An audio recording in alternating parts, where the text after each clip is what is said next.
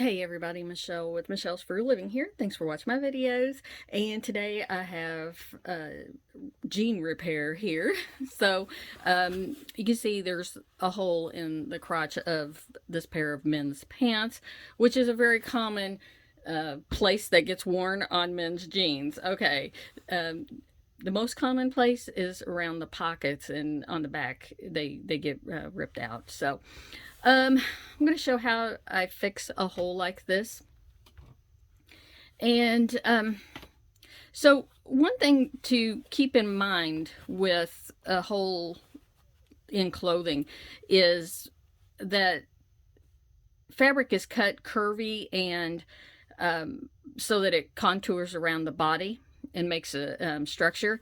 And so this piece right here, you have to get it so this big piece of fabric is laying flat, and so I kind of have to push this up here, and you can see how it bunches up this side. It's because of the way the fabric is cut. And I cut this piece out of another pair of jeans that was junk, and that's like I cut that out of the crotch area right here, so you can see it needs to be laid out flat. And then you can see once that I have this laid out flat that there is actually fabric missing, and you can really see that because of all this fringed up area right here that would have created the structure of the fabric. So there's about a half an inch of a hole there where the fabric is actually gone. And so you don't want to just pull this over and do that. One, you get a wrinkle here, but it puts tension then on the fabric, and it isn't laying how it should lay. So we know we got fabric missing, and this fringy stuff in this particular case I think is actually a problem. It's in the way. I don't want to keep it, so I'm actually going to trim this off and pretty up this edge here. Sometimes when they're connected on both sides like that, I leave it. In this case, I don't think it's going to be important. It kind of does help disguise if you're patching with a piece of fabric that isn't color matching very well. It helps blend the color in and helps hide it. You just have to stitch over it really well so that it isn't going to fray up or anything. Of course, if you like a lot of knees on jeans, it's like some people might like the frayed look, but they want to cover the hole up, so you could leave it fringy like that. Usually the structure inside of the jeans that the blue hides, but it's white like this, and you can, so a lot of times you had jeans fray out before you've seen them. They're white fraying. Okay, and unfortunately this rip is right along this extremely bulky, probably the bulkiest place in the jeans where the zipper comes in, and they have really stitched that up heavy. So I'm gonna have to deal with that. One thing to do if your sewing machine will not go through all of that bulkiness, which this might be, problematic for a lot of people.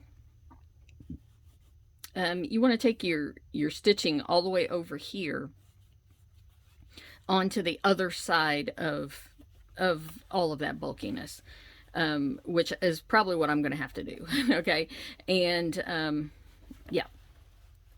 So, and I'll stitch as close as I can right along there, and maybe I can catch some of this as well. Okay, and so anyways, yeah, that got that clean. Actually, I got a little piece down here. I don't like the way that looks. Sometimes I might actually cut some fabric out just to, if something is really jaggedy and stuff, it's just easier to cut it out of the way.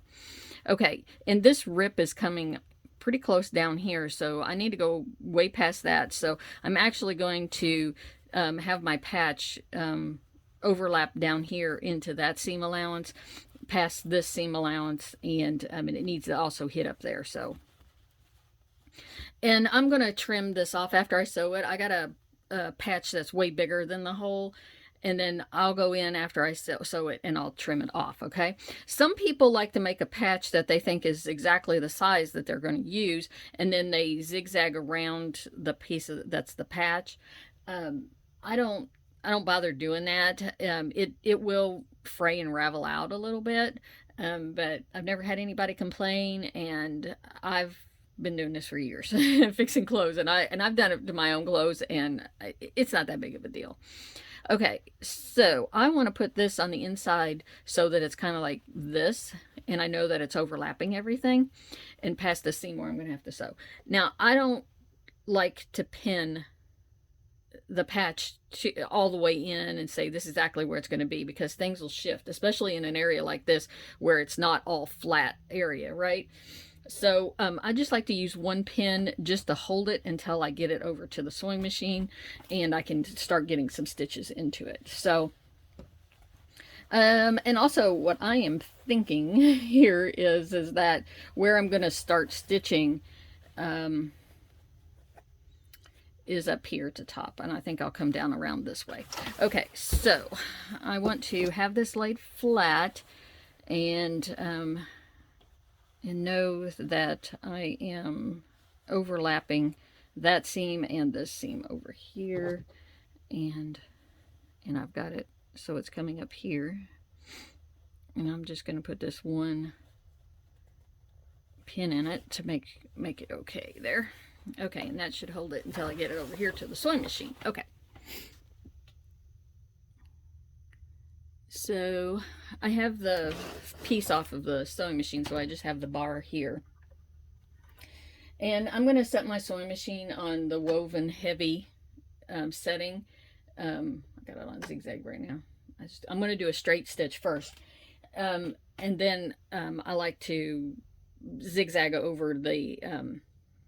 I just lay a straight stitch around it just to hold it steady, and then I'll zigzag over the whole area, the edges. And color of thread, I find that blues going into the gray tones are, or even what would even people would look at would think is gray thread, works better color-wise matching.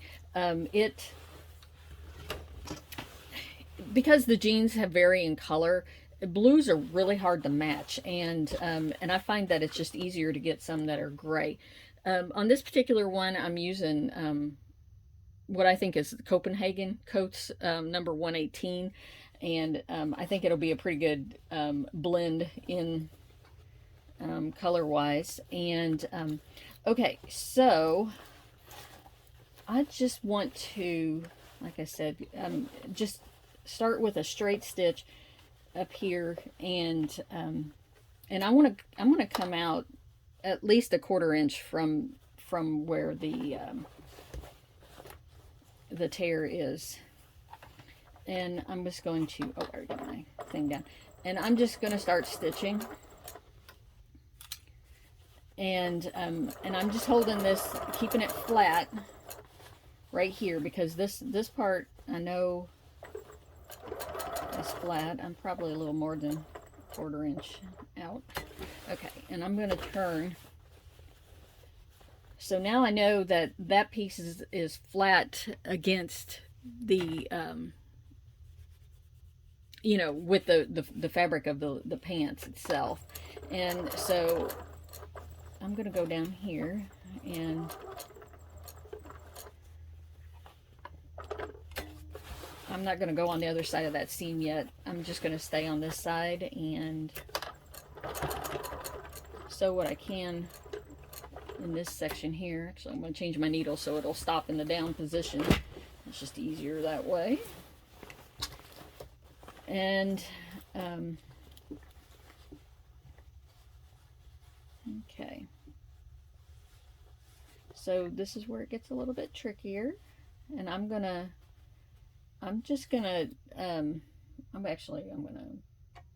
change to a zigzag right here, just so I can try to catch that edge before I go over on the other side of it, and then that way I won't have to try and stitch that. Okay.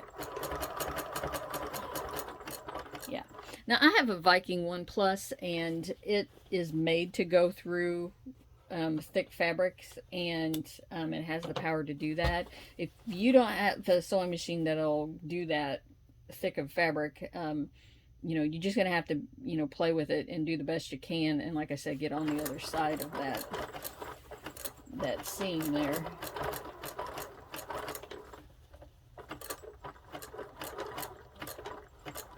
Okay. I'm going to go back to a straight stitch right here. Just to get this. Okay. So there's going to be the patch itself, and color wise I think it's a pretty good match, and everything. So let's make it hide a little bit more. Okay, so because I don't want it to fray out anymore, and in fact the blue thread that I have is matching really well. Okay, so I'm gonna go to a zigzag, and it has 2.0 on the stitch length, and then the width is at 4.0, but I think that's a little bit much because, like I said, I have it on set on heavy, and I want it to be a little bit denser. So I'm knocking it down to 1.5 and 3.5, and then I'll see how it is. And I just want to go, I'm going over top of the raw edge there. I trimmed off all of that.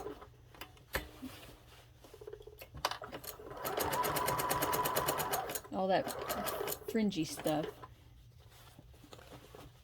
And now I know that down here, the rip was kind of coming down into the fabric a little bit more. So I'm gonna reinforce that a little bit. And I'm backing up. I'm gonna go over here and do that a little bit more right there.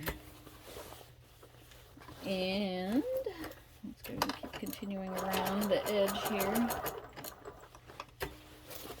Okay, so I'm back up on this seam again here, and I think it did a pretty good job of tacking it down, but I am going to go over it a second time. And of course I got my stitch length and width is a little bit smaller this time than it was last time.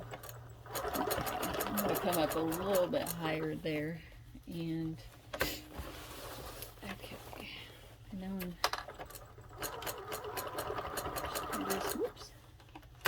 Yeah, back up over that hump there. Okay, and I think that took care of it really well. A little bit of the fringy I could have trimmed off a little bit better there, but I think that did it really well. But like I said, I think I wanted to go over onto the other side of this seam just to reinforce it a little further down because of the way it's ripped there. So what I'm going to do is I'm going to go ahead and do a straight stitch back down, and I'm just going to keep this one close to the raw edge there where I just did the zigzag. And in fact, I'm going to go off here. I just want to make sure I don't have anything getting caught under there before. I've done that before. Okay, so I'm going over top of that seam, and I'm not sure that I don't think that I actually got the fabric lumped over that far anyway. So let me look at it. No, I didn't actually get the fabric lumped over past it on when I did it, so that's fine. I am going to just bring it right up the edge of this seam, because where I want to end up is actually over here on the side of this one. There we go. Because I do have the fabric over here on the other side of the zipper, all that bulkiness.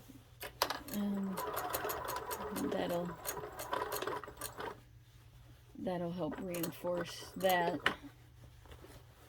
Let me just jump back over here.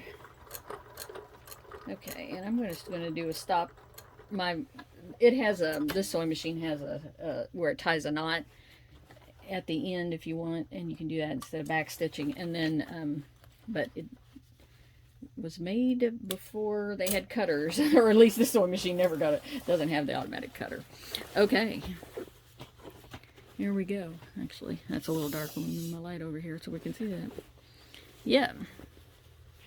So there's the patch. Okay.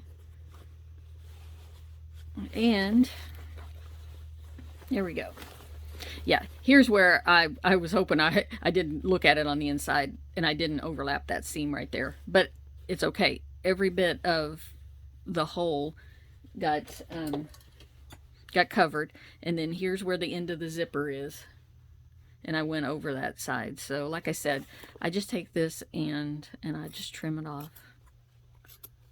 up here along where I stitched, and then I can, these bits will get used on patches someplace else on somebody else's pair of jeans. And there we go, all done. All right, thanks for watching.